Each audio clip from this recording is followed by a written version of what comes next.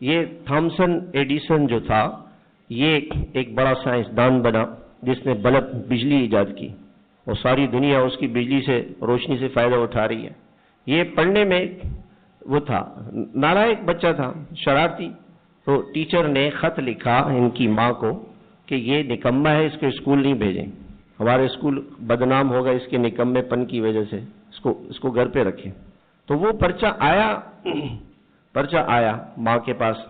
جب ماں کے پاس پرچہ آیا تو ماں نے وہ پرچہ لیا، پڑھا۔ تو بیٹے نے پوچھا کہ اماں جی اس میں کیا لکھا ہے؟ کہنے لگا کہ بیٹا اس میں لکھا ہے کہ آپ کا بیٹا بہت جینیس ہے، بہت ہوشیار، بہت سمجھدار، چالاک ہے، یہ اسکول اس کے قابل نہیں ہے کہ اسکول میں آ کے پڑھے، اس کو گھر میں پڑھائیں، یہ بہت ہوشیار بچہ ہے۔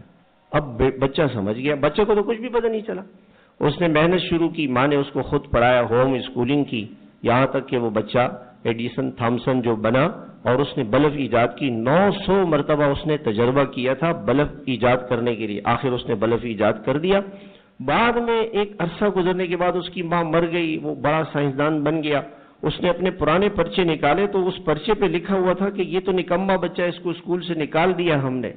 وہ سر پکڑ کے بیٹھ گیا کہ کتنی عظیم ماں تھی میری، جس نے میری ساری شرارتوں اور ساری چیزوں کو نظر انداز کر کے مجھ پر ایسی محنت کی کہ میں دنیا کا ایک عظیم، منفرد، واحد سائنسدان بن گیا۔